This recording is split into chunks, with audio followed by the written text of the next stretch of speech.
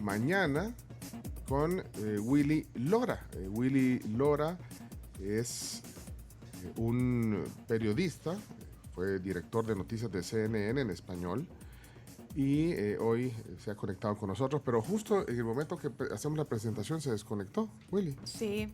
Bueno, Sí, en lo que Willy, quedó congelado y se salió. sí, en lo que Sí. Willy reconecta con nosotros, tenemos ya oficialmente, vamos a regalar los cafés, gracias a The Coffee Cup, y vamos a ver todos los mensajes que han caído varios, y encontramos aquí, hola, ¿qué tal? Dice Shelly. Hola amigos de la tribu, me encantaría poder ganarme ese cafecito gracias a Coffee Cup La Británica. Bueno, son tuyos, Shelly. Ahorita te vamos a mandar las indicaciones por WhatsApp. Bueno, ahí está Willy. Willy te estaba presentando y justo nos pasó una ley de Sí. Murphy que te desconectaste. Es que ya no están revisando y no están cortando la transmisión. No. Se imaginan lo que vamos a, se imaginan de lo que vamos a hablar. No, pero Willy, gracias por estar con nosotros. Ya lo decía cuando te presentaba que, bueno, tú sos pues periodista, fuiste director de noticias de CNN, sos presidente de Lora Media Consulting, has ganado premios Emmys. Ahí estoy siempre pues tratando de hacer un pequeño brief tuyo. Además te encanta atender las invitaciones de este espacio. Ahora somos la tribu y me encanta que podamos tertuliar y que podamos también tener tus puntos de vista sobre varios temas, sobre todo en la política actual en Estados Unidos y pues también un poco de lo que sucede en las relaciones bilaterales entre nuestros países. Gracias, Willy. Hoy sí, formalmente bienvenido a la tribu. Gracias por la invitación. Mira, siempre estoy disponible para mis amigos. Ustedes todos son mis amigos y tenía ya 2 años y algo que no llegaba a El Salvador por el tema de la pandemia y muy contento de estar de regreso y que podamos hacer esta tertulia y hablar de todos estos temas que son muy importantes para el país y para el mundo.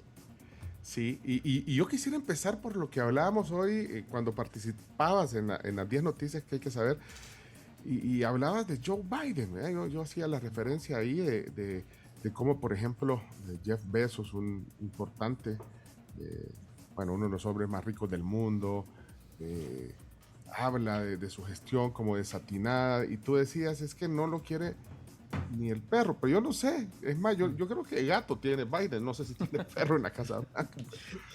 El perro se fue y se lo llevaron de regreso a Delaware. Entonces. Se lo llevaron de regreso, no, hombre, no lo sé, pero es que me parece que, bueno, estoy diciendo, bueno, existen algunos calificativos, yo quisiera que me los repitieran, o sea, ¿por qué crees que el presidente tiene esa más baja popularidad?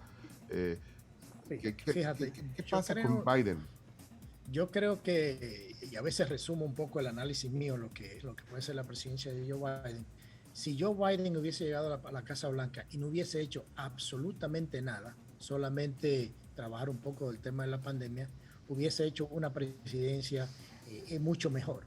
Pero llegar a la Casa Blanca y querer quitar todas las políticas que hizo el presidente anterior, que dieron resultados desde el punto de vista económico, desde el punto de vista de política exterior, desde el punto de vista energético, o sea, todas esas políticas, porque uno puede estar de acuerdo, no puede estar de acuerdo como el presidente anterior se manejaba en Twitter y como hablaba, porque no era político, era más empresario, pero sus políticas dieron resultados, se aumentó el Producto Interno Bruto, o sea, redujo el déficit, o sea, los niveles de desempleo, o sea, todas las políticas que en ese momento se tomaron dieron resultados. Y si el presidente Biden hubiese mantenido esas políticas y hubiese hecho otras cosas o adelantar un poco más el tema de la pandemia, porque acordémonos que cuando llega a la presidencia llega con 3 vacunas que había dejado la administración anterior. Entonces yo creo que el hecho de querer quitar absolutamente todo lo que hizo la administración pasada ha llevado al presidente Biden a donde estamos, a aumentar y a traer de nuevo regulaciones a la empresa privada,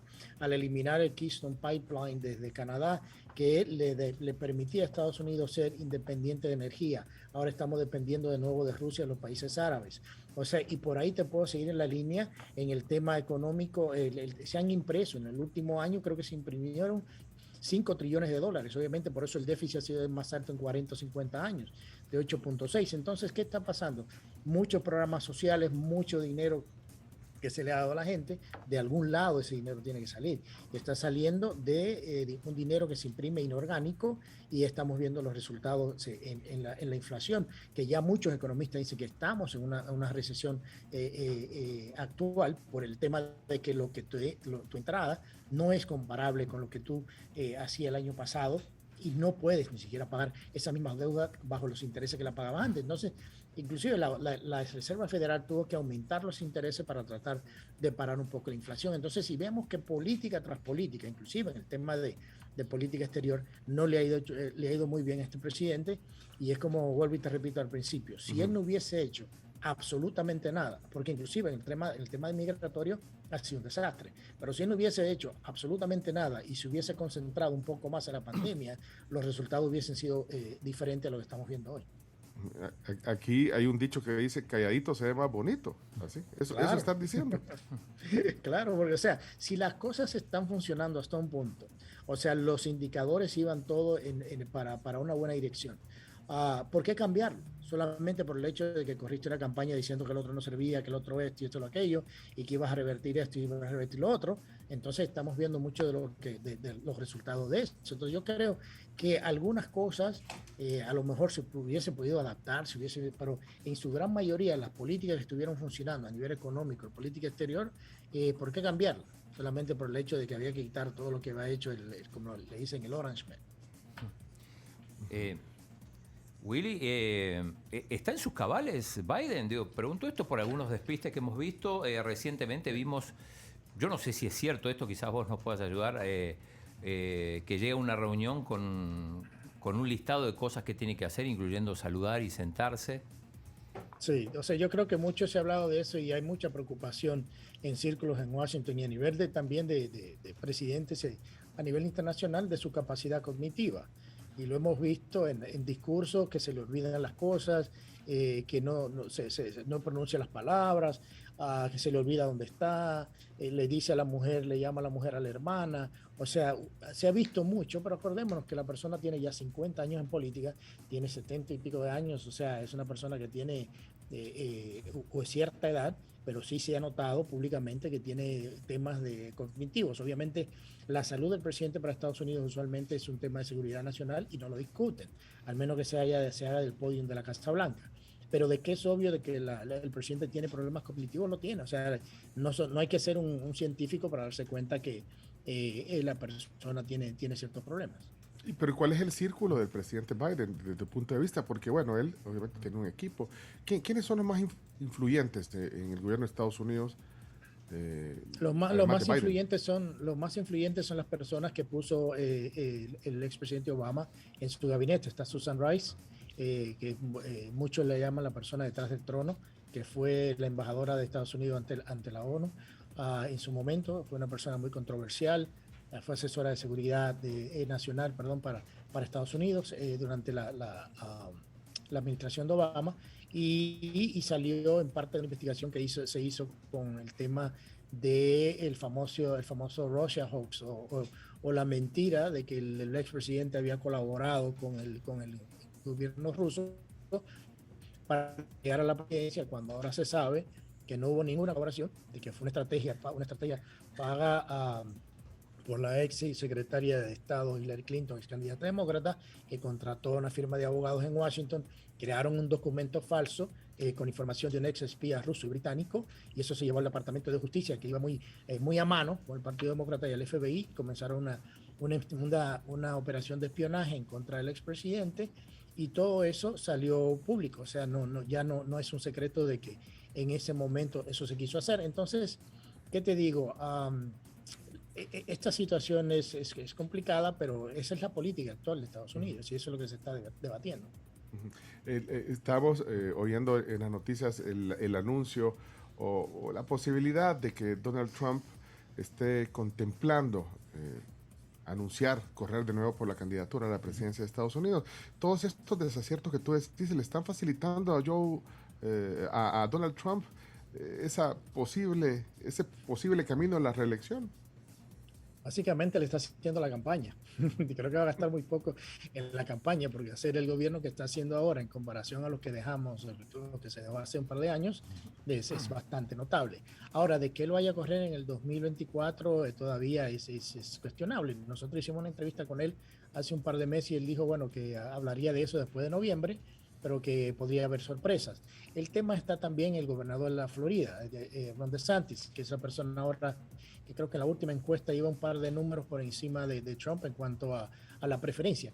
O sea, Trump es una persona que hizo muy buen trabajo a nivel de política de Estado en el país y ha creado un movimiento, el movimiento de Trump, más que el mismo movimiento del Partido Republicano. Acordémonos de que saca más votos de lo que sacó Obama en las elecciones cuando Obama ganó. O sea, es un movimiento bien sólido. Entonces, ¿qué pueden pasar? ¿Qué escenario puede pasar? El escenario que puede pasar, para mí, el primero, es que él siga fortaleciendo este movimiento y después de las elecciones de noviembre, si decide o se llega a un acuerdo con el gobernador de la Florida de que sea Ron DeSantis que vaya al presidente y que Trump diga, yo voy a poner mi movimiento a apoyarte, porque eso, o sea, es un líder, presidente, el expresidente Trump sigue siendo el líder del Partido Republicano, y, y para quitar todo lo que viene haciendo esa antipatía que tiene mucha gente del expresidente Trump por la manera de cómo él se expresa. Básicamente, por ahí es que viene el problema. Le quitaría eso porque una presencia como el expresidente Trump purificaría todo lo que es la base demócrata en unas elecciones 2024. Ron DeSantis es una persona diferente en ese sentido, una persona que tiene mucho los lineamientos del expresidente Trump, pero al mismo tiempo es un político más sagaz en ese sentido y le ha ido muy bien. Entonces yo creo que eso lo vamos a ver después de noviembre.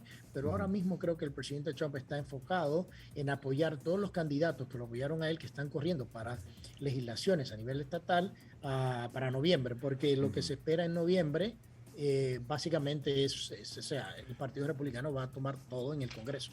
Mueve hilos Trump todavía, mueve Sí, muchos claro. hilos. O sea, estamos hablando que los eventos de él van 40, 50 mil personas y quedan 10 mil fuera. O sea, acordémonos que, y esto mucha gente no lo entiende, pero el presidente Biden es el primer presidente puesto por los medios, porque el presidente Biden hizo una campaña en un sótano y el evento que más llegó personas creo que llevó 3.000 o 4.000 personas. Sin embargo, el expresidente Trump llegaba a 40, 50 y 60 mil personas. Entonces yo creo que mucho de eso viene de ahí. Mira, y con base en la investigación en el Congreso del ataque al Capitolio en enero del año pasado, y si se comprueba que Trump estaba consciente de que esto podría llegar a pasar, ¿podrían todavía inhabilitarlo para que opte a un cargo público?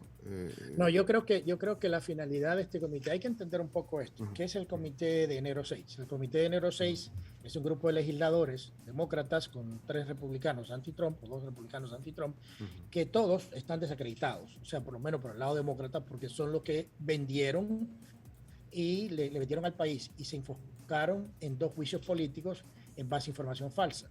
Entonces, esto es un comité completamente partisano, eso sin quitar lo que pasó el 6 de enero y la incursión en el Capitolio por grupos, que fueron muchos de ellos a tomarse fotos, a hacerse selfies y demás. O sea, no hubo, o sea, la famosa insurrección, como le llaman. ¿Por qué? Porque nadie, hasta ahora, el Departamento de Estado no le ha radicado cargos de insurrección. Le han radicado cargos de traspasar ilegalmente a un edificio federal como el Congreso de Estados Unidos, pero lo que ha pasado básicamente es que este comité se ha dedicado a buscar la manera de impedir de que el expresidente Trump sea candidato en el 2024 a toda costa.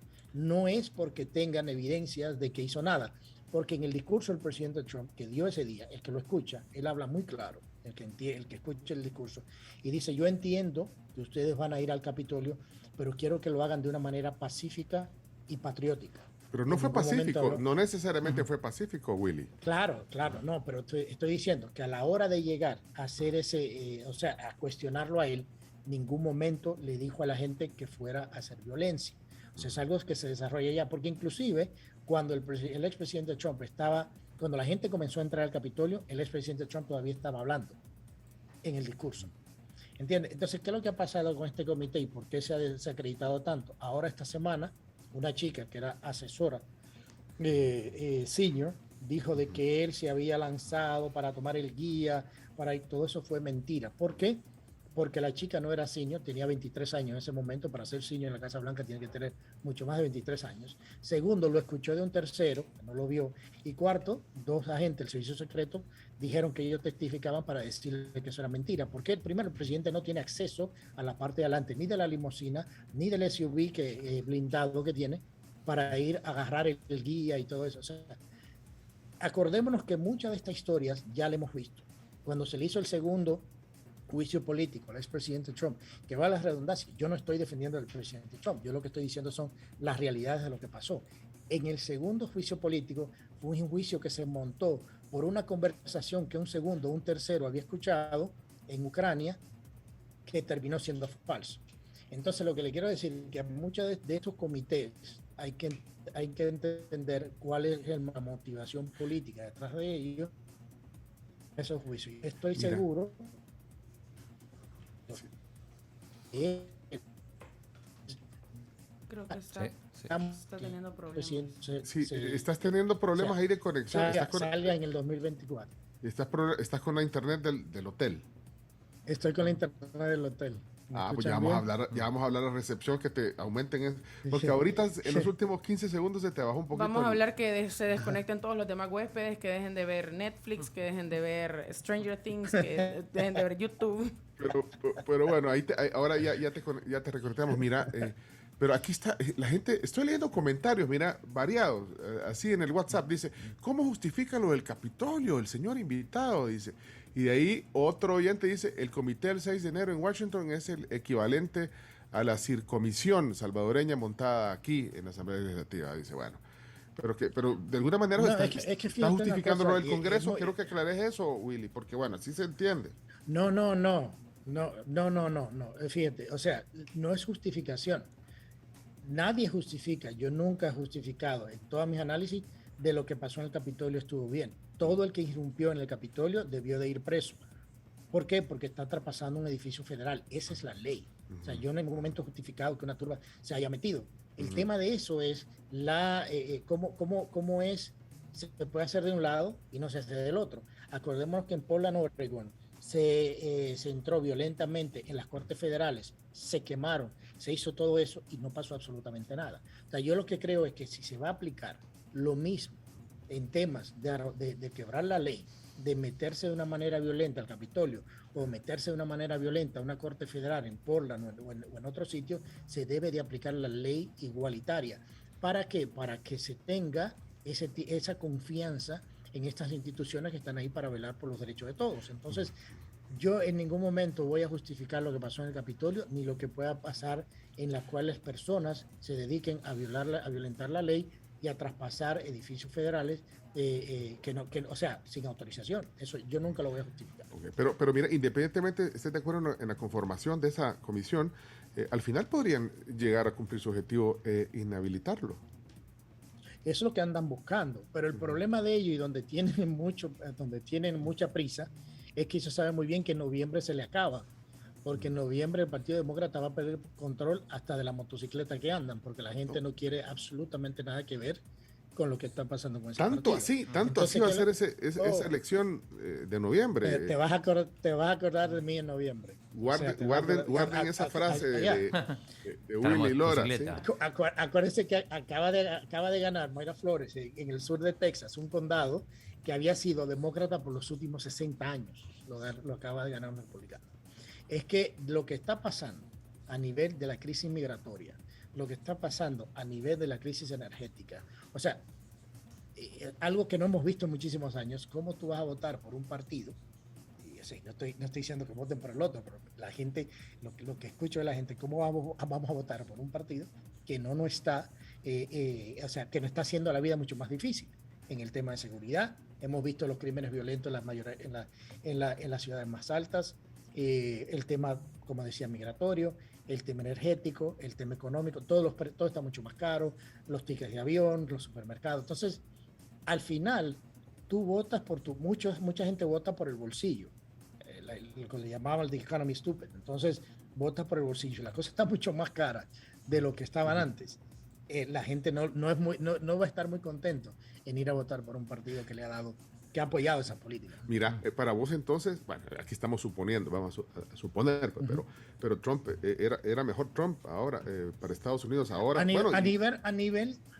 A nivel de política de Estado, es que eso es algo que no lo dice Willy Lora, es algo que está ahí con los números, a nivel económico, a nivel de política exterior, a nivel de política energética, a nivel de política migratoria, o sea, todo eso ha sido o fue mucho mejor de lo que tenemos ahora. Y para Latinoamérica, esa política ha funcionado. Vaya, ahora te lo traspaso para Latinoamérica. Para Latinoamérica, para El Salvador, pues para ser más específico.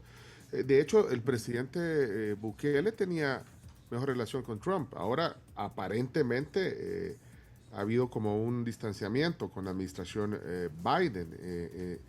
Entonces, ¿crees que incluso para El Salvador tuviéramos una mejor relación? Es que no sé, en realidad, también quisiera oír que me dieras tu análisis de cuál es el estatus de las relaciones bilaterales entre Estados Unidos y El Salvador, porque a veces de la manera que yo lo veo en el tiempo que he estado en Washington, mirando lo que es la relación multilateral de Estados Unidos con la región, hace muchos años que obviamente Latinoamérica tiene una prioridad para Estados Unidos no tan alta como la debiera.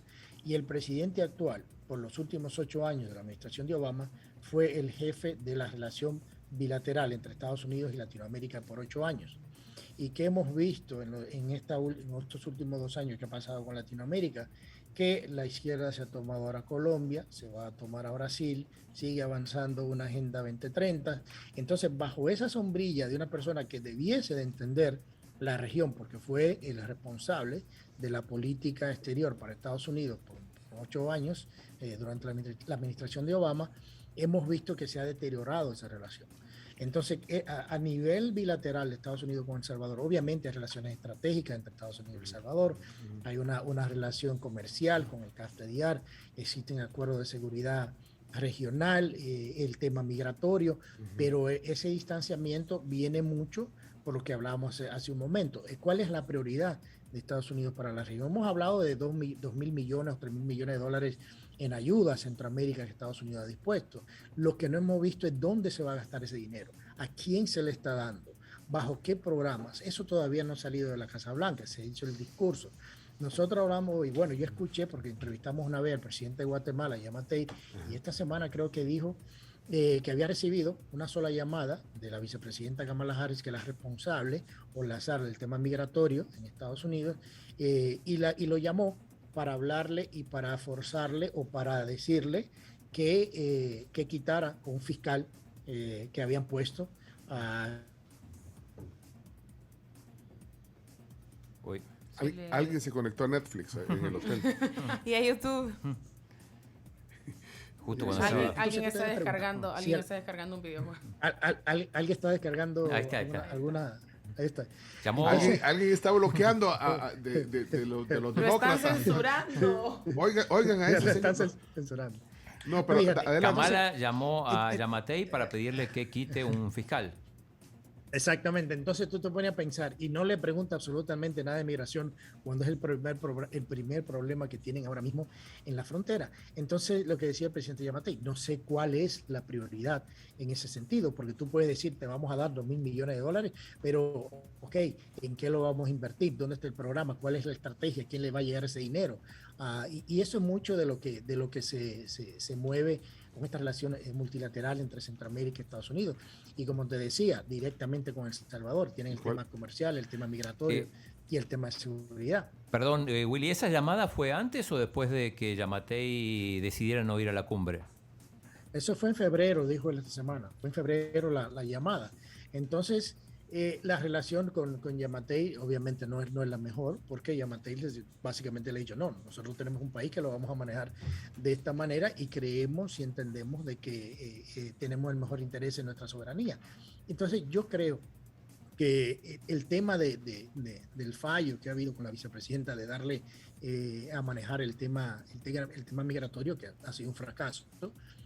Y lo hemos visto, no porque lo diga yo, los resultados están ahí. Llegaron 240.000 nuevos detenidos en la frontera en el mes pasado, un récord que no se había visto. Entonces, en cuanto a esa política fracasada, entonces yo creo que eso se va a tener que revisar y ver de qué manera se maneja. Pero ahora mismo la política hacia Latinoamérica está muy complicada en lo que tiene que ver con Estados Unidos. Y el manual que están siguiendo para El Salvador, ¿cuál crees que es? Descifrámelo, trata desde tu perspectiva. ¿Qué manual, digamos? Porque mucho se habla, vaya, ahí vimos enérgico al que era encargado de negocios hasta hace unos días, bueno, prácticamente solo dijo hola y adiós. Hola y adiós. Pero bueno, contundente al final el mensaje. Luego, otro sí, bueno, el hecho de que El Salvador no asistió con su presidente a la Cumbre de las Américas, no sé, un montón de señales que hay. Pero entonces, ¿cuál crees que es el manual que sigue Estados Unidos ahorita con nuestro país? Mira, yo creo que Estados Unidos, su prioridad no está aquí. Para Estados Unidos, su prioridad está ahora en Ucrania, su prioridad está ahora en los problemas domésticos que tienen económicos, los problemas de política exterior. Yo creo que, y vuelvo y te repito, Latinoamérica y El Salvador no son la prioridad de esta administración. Van a mantener la relación basada en esos 3 puntos de convenio que te conversé, de comercio, de seguridad regional y el tema migratorio. Y el presidente Bukele va a seguir haciendo lo que tiene que hacer por su país. Entonces yo creo que mientras las prioridades no cambien, y no la veo que vaya a cambiar ahora, eso va a seguir así un poco inhibe, porque como te digo, la prioridad del presidente de Estados Unidos ahora mismo está en Ucrania, bueno, lo vimos en el G7 y en la cumbre de la OTAN, donde se habló mucho del cambio climático y de esta agenda que hemos visto. Pero no veo que sea ahora mismo Latinoamérica una prioridad dentro de lo que cabe. Como te dije, lo vimos en Colombia y lo vamos a ver en Brasil. El cambio que va a existir, que va a venir en Brasil, cuando lo que se espera, según las encuestas, de que Lula pueda ser el próximo presidente de Brasil. Y que aquí se le da mucha dimensión, digamos, por eso quería oír tu opinión sobre eso, porque mucha dimensión, la gente está ahí ansiosa porque se divulgue la nueva lista Engel y qué va a pasar. Entonces... Mira, sí, el tema de la lista Engel, yo creo que lo conversamos una vez, ¿no? Sí. En tu programa, creo que lo conversamos una vez. Fíjense, eso es una legislación y tienen que cumplir con esa lista. ¿Cuál es el problema de la lista Engel? El problema de la lista Engel es que eso pone en contraste con el Estado de Derecho. Tú haces acusaciones basado en tu ley, en tu perspectiva, pero esas acusaciones tienen que litigarse en un juicio y tiene que demostrarse que esta persona han hecho o no el crimen. O sea, la lista Engel te culpa de algo y te quitan una visa, pero eso no quiere decir que se te haya hecho el proceso del Estado de Derecho, que te hayan enjuiciado y te hayan declarado culpable de algo. Y ese es el gran problema de este tipo de lista, porque si Estados Unidos dijera, bueno, ok, fulano de tal tiene estos problemas, aquí está el expediente, entregárselo a la fiscalía, aquí están todas las pruebas para que se pueda llevar a juicio, sería una cosa. Pero decir, basado en lo que nosotros conocemos, fulano, lo ponemos en esta lista porque entendemos y creemos que esto y lo otro, pero no se le ha hecho el debido proceso. Entonces, lo que queremos exportar a otros países de que se respete el debido proceso, lo estamos violando nosotros por no hacer eso mismo. Entonces, yo creo que es importante de que la gente entienda un poco eso. Y Willy, en el caso de cambio de manos en el gobierno de los Estados Unidos, ¿se puede revocar esta lista? ¿Pueden desaparecer nombres? No, es un proceso legislativo, es un proceso que eso para quitarse tendría que llegar al Congreso y derogar esa ley y todo eso. Entonces yo creo que es un poquito más complicado. Pero acuérdense un poco de lo que cuando teníamos algo similar con los países que eran certificados por el manejo de las drogas. No sé si se acuerdan de eso. Era todos los años, era un gran evento mediático, que esta lista que venía del Departamento de Estado, los países que cumplían o no. Pero el gran problema que existía con eso es que llegaba un desgaste porque el país más consumidor de drogas en el mundo es Estados Unidos. Entonces era un poco difícil certificar países cuando tu país es el que estaba consumiendo más de estas drogas. Entonces eso perdió mucho del valor en su momento y creo que la lista Engel es algo que, como te dije, por legislación se tendría que quitar, pero vuelvo al punto. ¿Dónde está el Estado de Derecho de esos que son acusados? Porque tú puedes acusar a una persona y tienes que llevarlo a corte para que lo pruebe. Mira, yo quiero regresar a lo que decías, lo has mencionado un par de veces en la tertulia, Willy, y es que decir, bueno, que por eso que la izquierda toma terreno, la izquierda, y has citado a Colombia, por ejemplo. Pero bueno, ¿tiene algo de malo que la izquierda tome protagonismo? Es decir, bueno... No tiene nada, es que fíjate, el tema no es que tome o no tome protagonismo, el tema es que ya hemos visto los resultados de estos gobiernos. Entonces yo le digo que levantar la mano el primero que haya, o sea, que haya sido o que le haya dado los beneficios que le promete a toda la población. Entonces yo creo que un poco es de eso. Yo he vivido en Europa, como tú sabes, en estos países y sé muy bien lo que vivir y estar en países de sistema socialista y comunista. Entonces no es lo mismo. Entonces son diferentes ideologías. Una no es perfecta, que es la capitalista, igual que la otra, que no es perfecta, pero los beneficios son muy diferentes al final. Entonces, que lo que ha pasado en este momento, que se ha empujado y que estos países, o sea, Colombia y luego Brasil, vayan a caer bajo un sistema socialista, es que esa pared que existía en Estados Unidos de ser un país un poco más capitalista, ahora tenemos un gobierno en Estados Unidos más de izquierda que apoya mucho de esta agenda del aborto, feminismo y todo esto que se ha venido moviendo en estos últimos años. Entonces, ese es un poquito de donde andan las cosas. Porque ¿no crees que la incapacidad de la clase política en Latinoamérica hace que, pues sí, la gente se decante Definitivamente. por lo que le ofrece? O sea, pero yo no sé si, pues sí, o sea, estamos, imagínate. Entramos en ciclos. En ciclos en que la gente vive bajo un sistema capitalista, el tema de la corrupción dentro del capitalismo lleva a la gente al desencanto, la promesa de la izquierda de que te van a resolver todos los problemas, que te van a pagar todo y que tú vas a tener derecho a todo, y cuando terminan siendo los mismos líderes de la izquierda más ricos todavía y los pobres siguen siendo más pobres y subyugados. Entonces, ese ciclo pasa. Ha venido pasando por mucho tiempo. Va a llegar un momento en que estos países se van a dar cuenta del gran engaño y van a querer volver para atrás. Ahora, ¿cómo se va a arreglar eso? No sé, pero la derecha va a tener que entender que si no maneja el tema de la corrupción política, vamos a seguir ciclos del desencanto. Sí, la corrupción, que al final entonces no importa de dónde venga, pero entonces la gente nos cansamos de eso. Claro. Bueno, claro. Este reto entonces. Perdón, Willy. No, digo que claro, ese es el gran tema. ¿Cómo hacemos de que un sistema que no es perfecto, pero es el que más nos ha dado a nosotros desarrollo y donde más se ha crecido, sea lo menos corrupto posible? El fortalecimiento de las instituciones judiciales, la independencia de los sistemas de fiscalizadores y de justicia. O sea, yo creo que eso es importante para que esta democracia siga fortaleciéndose. Bueno, hoy, para los que acaban de sintonizarnos, ya sea en FM, en 107.7 o en latribu.fm o en Facebook, donde estamos transmitiendo en vivo en audio y video, estamos hablando con Willy Lora.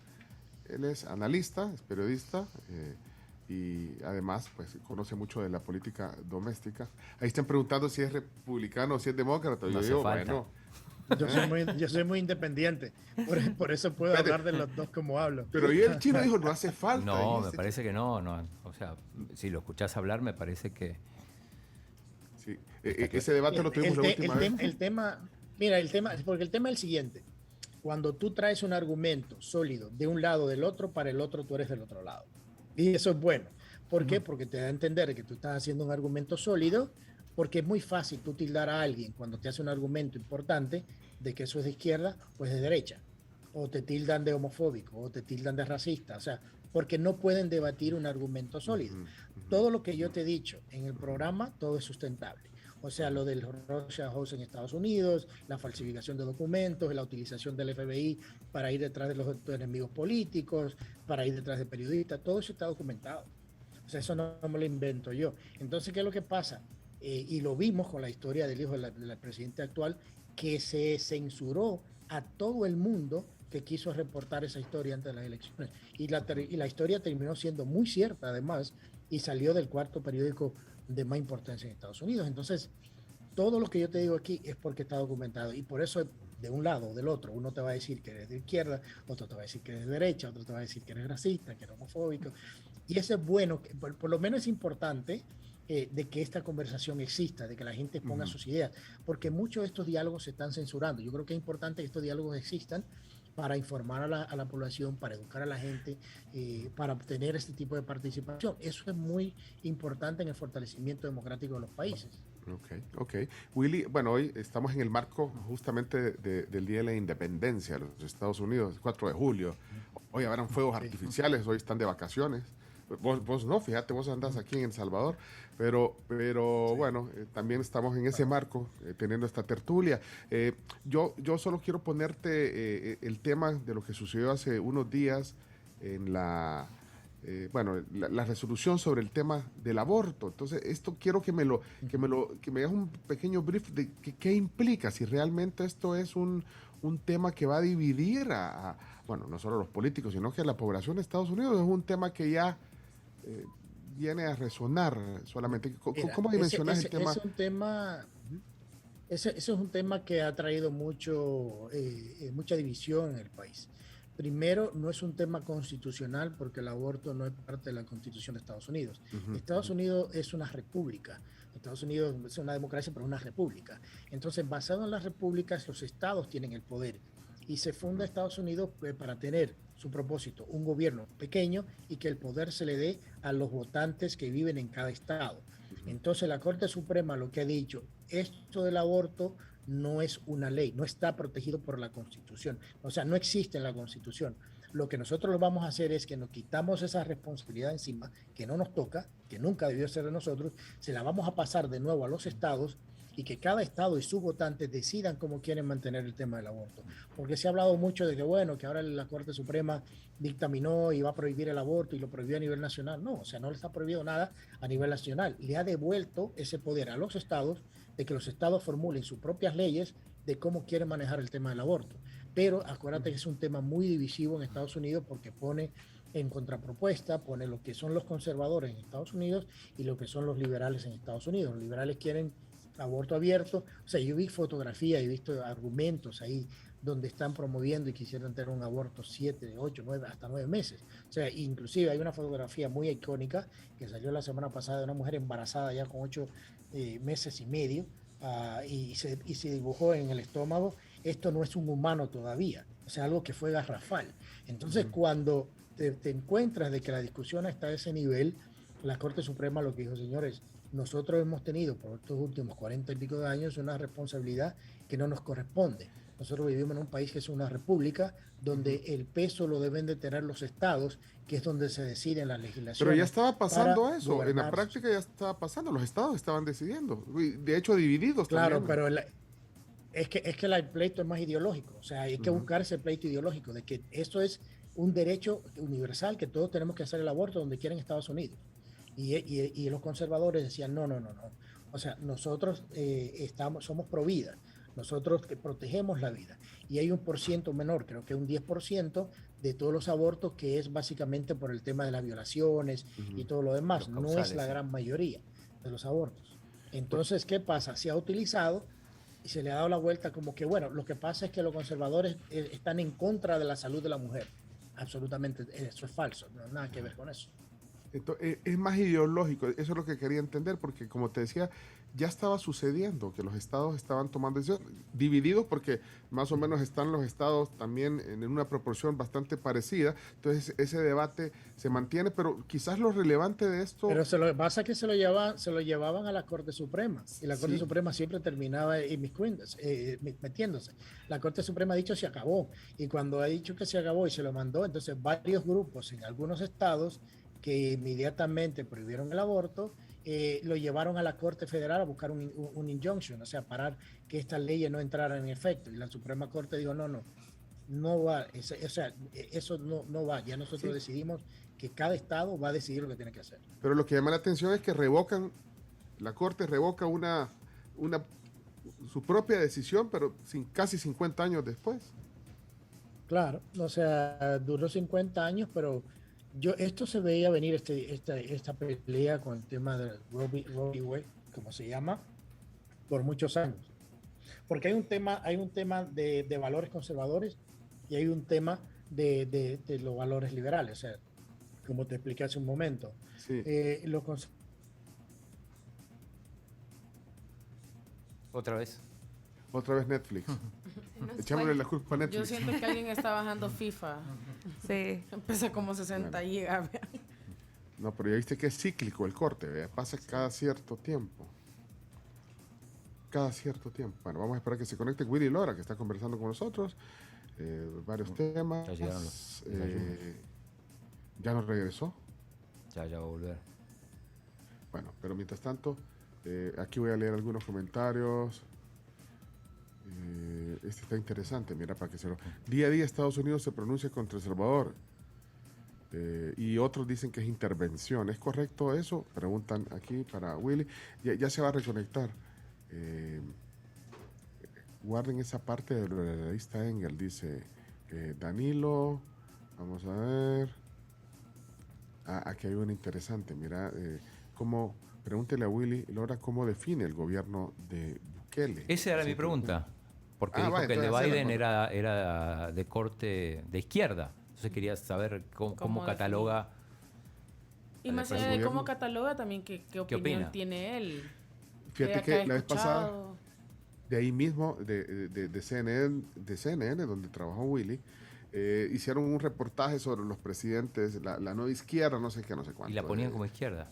Y ponían el gobierno de El Salvador como un gobierno de izquierda, fíjate. Y hay gente que te dice, ya no hay que poner etiquetas, pero bueno. Vaya, por ejemplo, CNN hace etiquetas y pone, sí, no sé ahí se está reconectando. Ese vínculo se está reconectando, Willy Lora. Ya para ir cerrando también la plática de hoy, y si quieren hacer una opinión sobre algo, pongan una banderita de Estados Unidos y El Salvador para saber qué quieren opinar. Porque ya estamos conectados de nuevo. Ya está, pero ya llamamos es que llegan y nos censuran y después nos sirven. Mira, Willy, pero ya de hecho es el último segmento. Ya te perdiste un desayuno tan rico que tenemos aquí en la tribu. Te perdiste ese desayuno. La próxima lo hacemos. No, pero sí, a última hora ya no fue posible. Sí, lo siento que no pude llegar a última hora. Sí, yo también lo siento que no pude llegar, pero vaya, fíjate, estamos a mano. Mira, es que hay una pregunta que el chino tenía una gran duda. Chino, por favor, hazle la pregunta que tenía. Y coincide con la de por lo menos uno de nuestros oyentes, y es, Carlos, Willy, vos decías que él catalogaba de izquierda el gobierno de Biden y quería ver, y sobre todo de la distancia, ¿cómo catalogarías al gobierno del presidente Bukele? Mira, lo que pasa es que son ¿qué te digo? Para yo catalogar el gobierno del presidente Bukele, tengo que entender mucho todas sus políticas que ha hecho. O sea, no he entendido, no he leído sobre todas las políticas que ha hecho. Solo quiero ponerle un paréntesis, perdón, Willy. Yo comentaba cuando tú te estabas reconectando que la vez pasada CNN, donde tú trabajaste, hicieron como un reporte sobre las izquierdas en América Latina y pusieron al gobierno del presidente Bukele como un gobierno de izquierda, solo como un paréntesis. Te digo, hay algunos que lo etiquetan así. Entender un gobierno de izquierda, obviamente, donde hay totalitarismo en sus gobiernos, o sea, y manipulan y manejan absolutamente todo. No sé si ese es el caso aquí en El Salvador, de esa manera, pero en Estados Unidos, te puedo decir, se cataloga de izquierda también el gobierno actual por todas sus políticas, o sea, de políticas de sus agendas, en el tema fiscal, en la impresión de dineros inorgánicos para mantener programas que son muy grandes, la gran dependencia del gobierno para todo, o sea, mucho de eso, y además esta Agenda 2030 que está siendo altamente financiada en muchos rubros por Estados Unidos, o sea, todo eso es lo que es completamente lo contrario a lo que es un gobierno conservador, en el cual quieren un gobierno más pequeño, más fiscalización, más control económico, más libertades, menos incursión en la vida y en la libertad de las personas. O sea, básicamente por ahí anda la diferencia. Bueno, pero más allá de que no lo puedas catalogar quizá, viéndolo desde afuera, ¿qué observaciones tenés? ¿O cómo lo catalogas? Fíjate, yo viéndolo desde afuera, como te dije hace un momento, yo creo que el presidente Bukele lo que ha hecho y lo que yo he venido diciendo, lo ha hecho por el respaldo popular que tiene su país. O sea, lo que entiendo, porque me imagino que si no tuviese ese respaldo popular en el país, no lo estuviese haciendo. Acordémonos que además sobre todo son políticos y se manejan con la popularidad que tienen en sus países. Y creo que lo que ha tomado él con el tema de las pandillas y la manera que se ha movido con ellos ha resonado positivo en algunos círculos en Estados Unidos y en otros países, y en otros no, por el tema de derechos humanos y demás. Pero cosas así han llamado la atención y se comentan de cómo se están manejando ciertas cosas, con el tema económico, con el tema del Bitcoin también, que se ha comentado mucho fuera de... ¿El régimen de excepción, cómo lo ves? ¿Régimen de excepción? ¿Qué te digo? Tendría que entender un poco más el régimen de excepción para yo decirte, bueno, esto es lo que creo directamente de esto. O sea, porque como te digo, no lo entiendo completamente para darte una opinión directa sobre el tema. Tú sí conoces sobre, obviamente, la comunicación. Claro. Y cómo ves también, desde la distancia, como dice el chino, el manejo de las comunicaciones del gobierno salvadoreño. Que bueno, tú sí tenés acceso pues a ver la comunicación, sí, sobre todo a través del tema digital. ¿Cómo ves ese manejo de comunicación? Si puedes resaltar o no algo. Bueno, yo creo que, o sea, están haciendo un trabajo amplio porque tú lo tienes, o sea, están en todas partes, están en el tema digital, tienen la presencia en la televisión, entiendo que hay un canal del gobierno que también funcionan, tienen periódicos, o sea, no es único del Salvador en ese sentido. O sea, en Latinoamérica se ve mucho de que muchos de estos presidentes y de gobierno tienen sus canales del gobierno. Estados Unidos tiene La Voz de América, Inglaterra tiene la BBC, y de esa manera también se manejan sus mensajes. El Salvador no es el único en ese sentido. Ahora, ¿hasta qué punto controlan el mensaje en El Salvador? No te sabría decir. Por parte del gobierno. Entendamos de que muchos en nuestros países los gobiernos son los que pautan más en muchos medios de comunicación, y yo doy de vez en cuando charlas y la gente me pregunta qué tan importante o qué tan dañino sea la injerencia de dinero de gobiernos en los medios de comunicación. Digo, bueno, siempre es peligroso, es algo que que se ve con cuidado por el hecho de la influencia en el término editorial y de los mensajes de los diferentes canales de televisión en los cuales ellos pautan. O sea, eso no sería único de aquí, sino que se ve en otros sitios, porque obviamente los gobiernos quieren, exactamente, los gobiernos quieren exponer y decirle al país lo que están haciendo y que están trabajando. Además, es una obligación de los gobiernos informarles a la ciudadanía de lo que están pasando, y especialmente en temas de emergencia como huracanes, como las lluvias que hemos visto aquí en El Salvador. Hay una responsabilidad mediática. Ahora, ¿hasta qué punto se puede abusar esa responsabilidad mediática? Es algo que habría que ver, porque como te digo, no es solamente algo de El Salvador, sino también de otros países, incluyendo Estados Unidos. Ok. Mira, la última, por el tiempo, y el chino también tiene otra, pero yo quiero saber qué pensar de William Duncan. Lo anunciaron ya hace unos meses al embajador. No sé si tenés alguna referencia de él. Del que ha sido designado embajador, pero todavía creo que no ha pasado el filtro. No sé mucho de él, en realidad no sé mucho de él, no ha pasado por el Senado, todavía no creo que lo hayan juramentado, pero, o sea, él tiene un gran reto. Él tiene un gran reto, y lo que veníamos hablando hace un momento, cómo reparar esa relación entre Estados Unidos y El Salvador. Yo creo que ese es un gran reto, y me imagino que eso va a venir atado a los 3 puntos más importantes de esa relación, que es el tema comercial, el tema de seguridad regional y migratorio, y va a tener mucho que ver con temas de narcotráfico también. Entonces, yo creo que si esa relación comienza a repararse por el lado del respeto a la soberanía de ambos países, creo que se puede hacer algo. Ok. Aproveche que estas son las últimas flash, y aquí tengo una de la audiencia también. Chino, ¿cuál es la tuya flash? Sí, la opinión sobre Norma Torres, la congresista que se ha enfrentado al presidente en numerosas ocasiones. Mira, Norma Torres ha sido muy controversial en ese sentido. Yo, como decía hace un momento, si fuera Norma Torres me preocupara un poco más por el tema de su distrito, donde ella es política en Estados Unidos y tiene muchos problemas, como te decía, que van a tener en noviembre. Yo creo que ir al Congreso a presionar en contra de un país soberano es peligroso, no solamente desde el lado de Estados Unidos, sino desde el otro lado. Y obviamente es una actora política fuerte en California, y ha tenido cierta influencia, pero yo creo que el tema de la soberanía es importante, porque yo me imagino que a Estados Unidos y a Norma Torres le caería muy bien que otros países estuviesen involucrados en hacer una campaña negativa ahí en su propio distrito. Entonces ahí viene, y de nuevo, viene el tema del respeto a la soberanía de ambos países, y por eso hablaba de que el embajador que se designó y que va a venir para acá para arreglar ese problema, o para arreglar un poco esta relación, debiese de comenzar desde el punto de vista del respeto, porque mucho de eso es lo que se ha perdido. Ok, estoy leyendo aquí un comentario de Jorge, dice, está siendo políticamente correcto. Lora. Por eso es que estamos en este negocio, porque hay que ser políticamente correcto. Pues sobre todo con los temas domésticos, nuestros, pues. Pero también al mismo tiempo hay que entender, como te decía, con las cosas que yo te digo, casi en su totalidad, son basadas en los hechos. Entonces, para algunos voy a ser muy bueno, para otros voy a ser malo, pero eso está bueno. Cuando todo el mundo está de acuerdo contigo, todo el mundo está mal contigo, tienes que revisarte.